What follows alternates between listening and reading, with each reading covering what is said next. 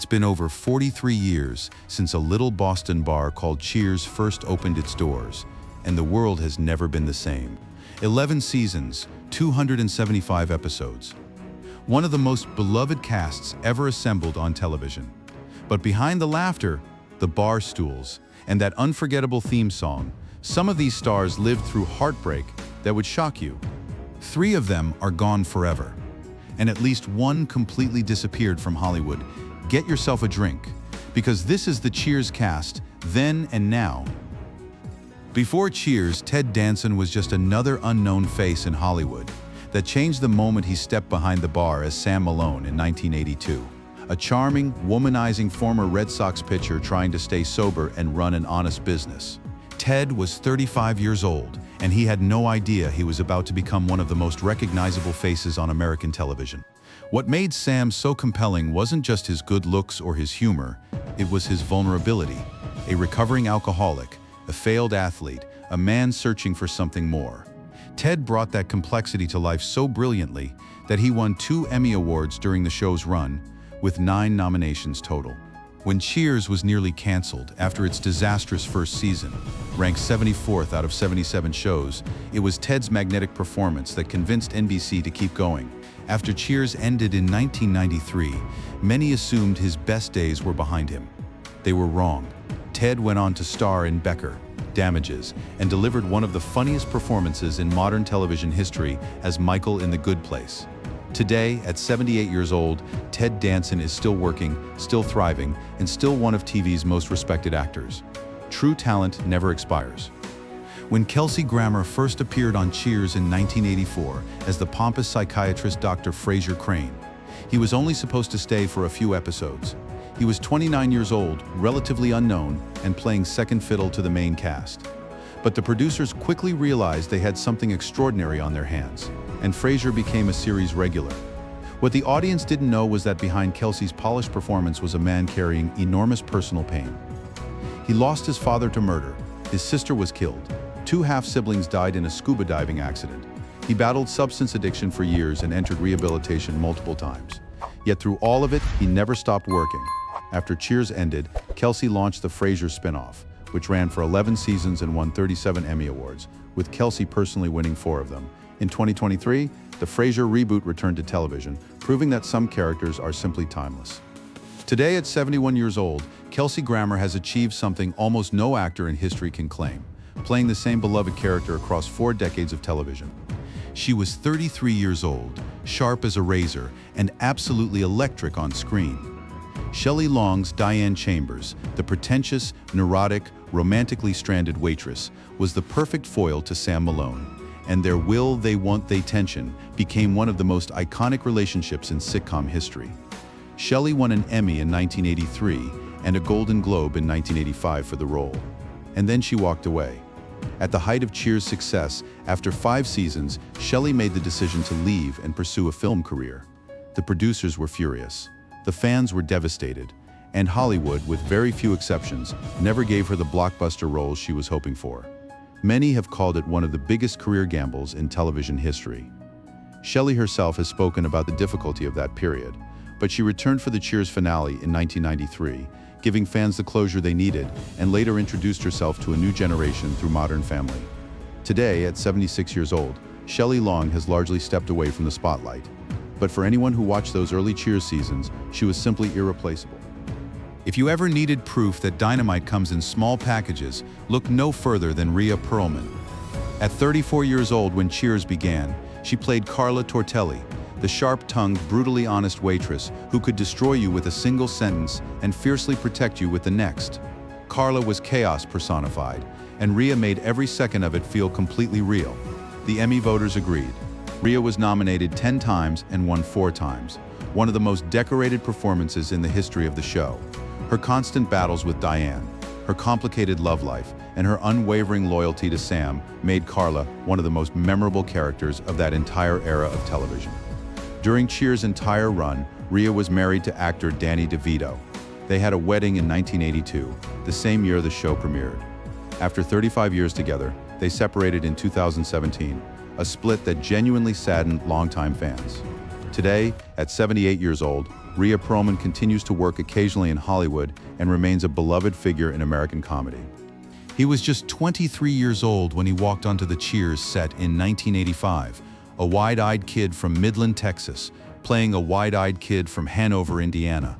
Woody Boyd, the innocent, sweet-natured bartender who came to Boston looking for his pen pal Coach, became an instant fan favorite.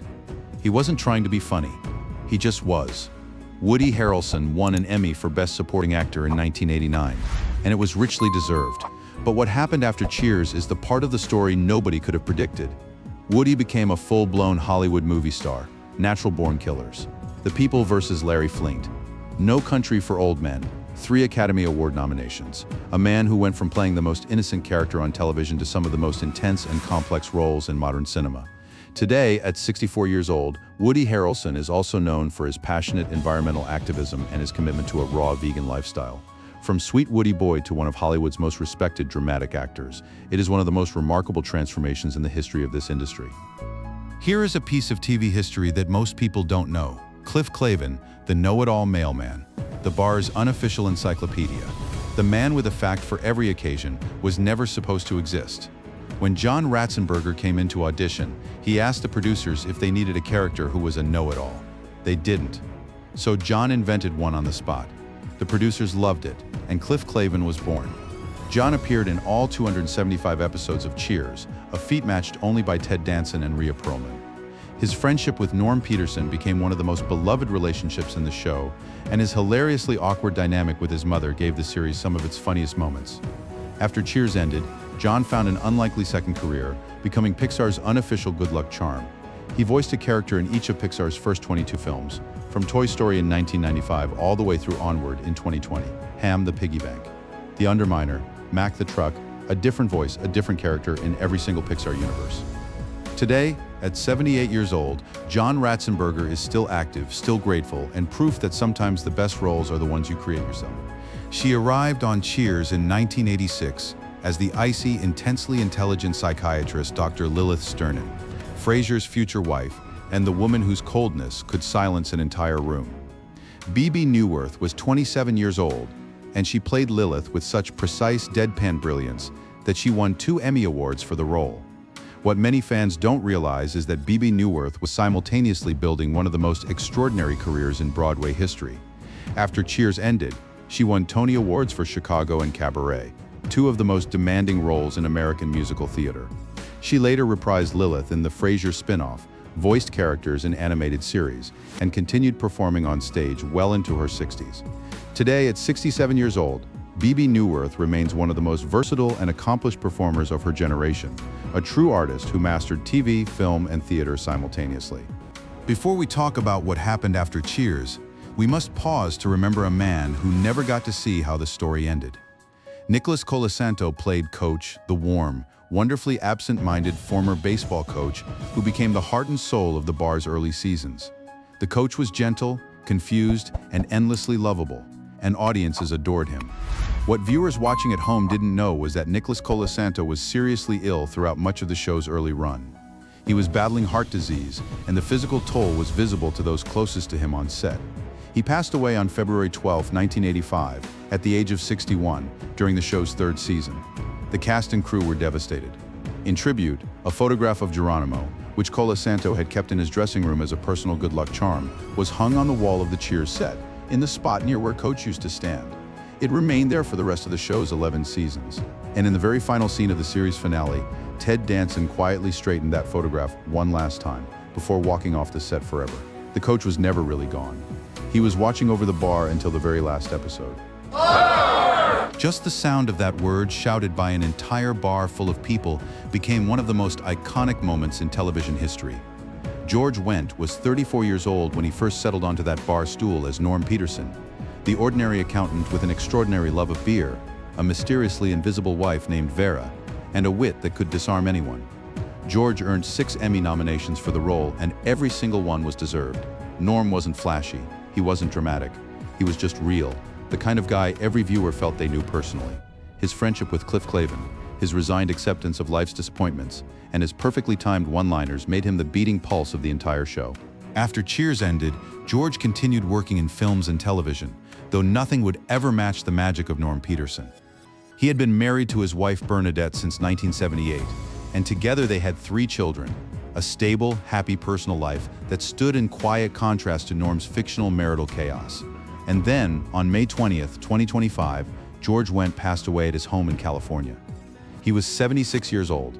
The loss was felt deeply by fans all over the world. A final last call for a man who made millions of people feel at home every single week for 11 years. When Shelley Long left Cheers in 1987, the producers faced an almost impossible task. How do you replace someone so essential to the DNA of the show? The answer was Kirstie Alley, 36 years old, fearless and completely her own force of nature. Rebecca Howe was nothing like Diane Chambers. Where Diane was intellectual and romantic, Rebecca was corporate, neurotic, and hilariously unlucky in love. Many fans were skeptical. Within weeks, they were converted. Kirstie's comedy was instinctive, her vulnerability was genuine, and her chemistry with the cast was immediate. She won an Emmy and a Golden Globe in 1991, proof that she hadn't just replaced Diane, she had created something entirely her own.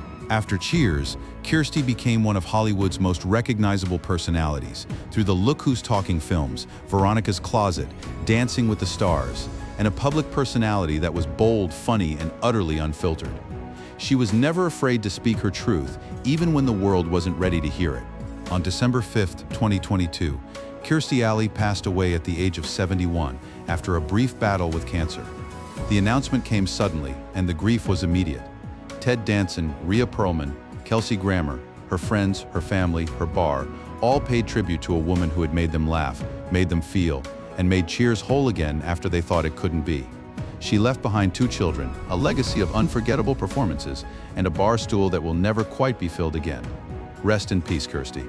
And to everyone who ever raised a glass at Cheers, thank you for watching. See you next time.